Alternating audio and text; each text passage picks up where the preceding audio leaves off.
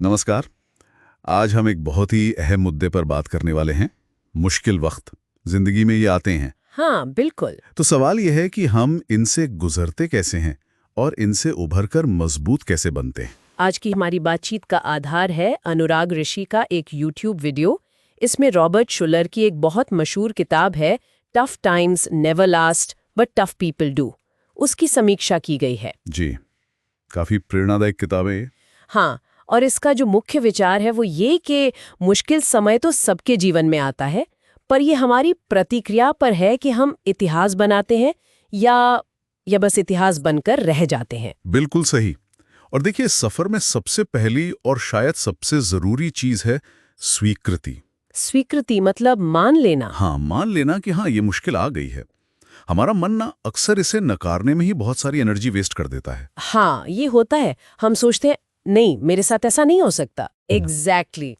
लेकिन जैसे ही हम स्वीकार कर लेते हैं, मान लेते हैं, तो हमारा ध्यान प्रॉब्लम से हटकर सॉल्यूशन खोजने पर लग जाता है। अच्छा, तो पहला कदम हुआ स्वीकृति। जी। इसके बाद क्या? स्वीकृति के बाद आता है हमारा रवैया, हमारी प्रतिक्रिया, मतलब रिस्पॉन्स। हाँ, वीडियो में वो एक फॉर्मूला बताया गया है ना। हाँ। घटना, फिर प्रतिक्रिया और नतीजा। हाँ। E+R=O। हाँ, event plus response is equal to outcome. देखिए, घटना यानी इवेंट और नतीजा यानी आउटकम, ये ज्यादातर हमारे हाथ में नहीं होते। सही कहा। लेकिन वो जो बीच का आर है ना, रिस्पॉन्स, हमारी प्रतिक्रिया, वो पूरी तरह से हमारे कंट्रोल में है। मतलब हम चुन सकते हैं कि कोई मुश्किल हम पर क्या असर डालेगी। बिल्कुल। और यहीं से ना नजरिया बदलने वाली बात आती है, पर्सपेक्टिव शिफ्ट। अच्छा, कैसे? हर मुश्किल, हर चुनौती अपने साथ एक मौका लेकर आती है, एक अवसर। वीडियो में वो तितली का उदाहरण बहुत अच्छा दिया है। हाँ, वो मेटामॉर्फोसिस वाला। जी,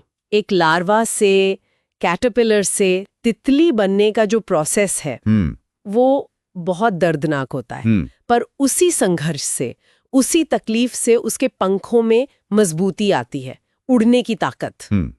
तो मुश्किलें हमें तराशती हैं, मजबूत बनाती हैं। बिल्कुल। प्रकृति हमें चुनौतियों के जरिए ही सिखाती है, आगे बढ़ाती है। ये बात तो है। अच्छा, रवैया और नजरिया बदलने के बाद समाधान खोजने की बारी आती है। इसके लिए वो पॉसिबिलिटी थिंकिंग की बात कही गई है, संभावनाओं के बारे में सोचना। हाँ, पॉसिबिलिटी थिंकिंग।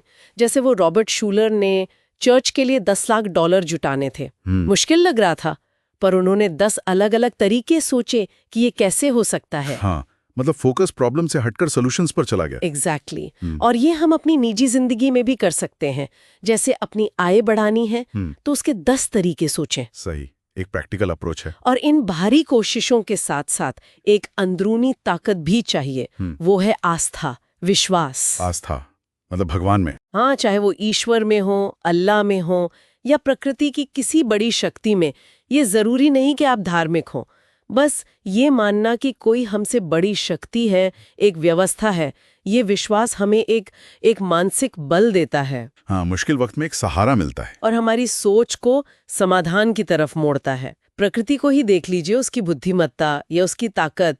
माउंट एवरेस्ट को देखें। हाँ, एहसास होता है कि हम कितने छोटे हैं और ये यूनिवर्स कितना बड़ा है। जी, और इसी से जुड़ा है समस्याओं को सही नजरिए से देखना। सही नजरिया मतलब ये समझना कि समस्याएं जीवन का हिस्सा है, हर जीवित प्राणी के जीवन में होती है, कोई इनसे अछूता नहीं। हाँ, ये तो है। और ये सोचना कि इससे बुरा क्या हो सकता था, शुक्र है कि वो नहीं हुआ। अच्छा, ग्रैटिट्यूड वाला एंगल। हाँ, जो चला गया उस पर रोने की बजाय जो पास है, जो बचा है, उस पर ध्यान देना। जिंदा होना ही अपने आप में एक बहुत बड़ा मौका है। ये बात दिल को छू गई। और एक और जरूरी बात जो वीडियो में थी कि कोई भी समस्या हमेशा नहीं रहती। बिल्कुल, ये याद रखना बहुत जरूरी है। हर प्रॉब्लम की एक एक्सपायरी डेट होती है, उसका एक सीमित जीवन काल होता है, वो खत्म होती ही है। इतिहास भी यही बताता है। कितने ही लोगों ने बड़ी बड़ी मुसीबतें झेली हैं। हाँ, और उन पर जीत भी हासिल की है। हम अकेले नहीं हैं। दूसरों की कहानियों से हम बहुत कुछ सीख सकते हैं, प्रेरणा ले सकते हैं। सही। अच्छा, ये तो हुई माइंडसेट की बातें। वीडियो में कुछ कॉमन गलतियों से बचने की भी सलाह दी गई है। जी, कुछ चीजें जो हमें नहीं करनी चाहिए, जैसे समस्या को कम नहीं आंकना चाहिए, उसे हल्के में नहीं लेना चाहिए। हाँ, नहीं तो वो बढ़ सकती है। और दूसरी तरफ उसे जरूरत से ज्यादा बढ़ा चढ़ाकर भी नहीं देखना चाहिए। पैनिक नहीं करना, बैलेंस रखना है। बिल्कुल। और और किसी और के आकर मदद करने का इंतजार नहीं करना। हाँ, ये बहुत होता है। हम सोचते कोई आएगा बचाएगा। जबकि पहल हमें खुद करनी होगी। और सबसे जरूरी, नकारात्मकता से बचना है। नेगेटिव थिंकिंग और खुद पर तरस खाना, ये सबसे खतरनाक है। Self pity. हाँ, ये हमें आगे बढ़ने ही नहीं देता। जी। तो इन गलतियों से बचकर समस्याओं को सुलझाने का एक प्रैक्टिकल तरीका भी बताया गया है, IPD फॉर्मूला। IPD ये क्या है? ये एक एक्रोनिम है। I मतलब आइडेंटिफाई, पहचाने कि क्या ये समस्या सिर्फ आपकी है या दूसरों ने भी झेली है। इससे पता चलता है कि आप अकेले नहीं हैं। अच्छा। P मतलब प्रिडिक्ट, अनुमान लगाएं कि इसे कैसे हल किया जा सकता है, क्या संभावित रास्ते हो सकते हैं। ठीक है। D मतलब डिसाइड, तय करें कि कौन कौन से विकल्प आपके पास हैं। यहाँ वो पॉसिबिलिटी थिंकिंग काम आएगी, कई सारे ऑप्शन सोचें। और फिर E मतलब एग्जीक्यूट, यानी सिर्फ सोचना नहीं है बल्कि चुने हुए समाधान पर काम करना है, एक्शन लेना है। IPD identify, predict, decide, execute. ये तो काफी स्ट्रक्चर्ड तरीका है। हाँ, मुश्किल वक्त में ये एक फ्रेमवर्क देता है सोचने और एक्ट करने का। तो अगर हम पूरी बातचीत का सार निकालें तो यही है कि मुश्किल वक्त तो आएगा, पर वो हमें परिभाषित नहीं करता। बिल्कुल नहीं। परिभाषित करता है हमारा रवैया, हमारी प्रतिक्रिया, हमारा एक्शन उस वक्त में। सही कहा। चुनौतियां हमें तोड़ने के लिए नहीं आती, बल्कि हमें तराशने के लिए, बेहतर बनाने के लिए आती है।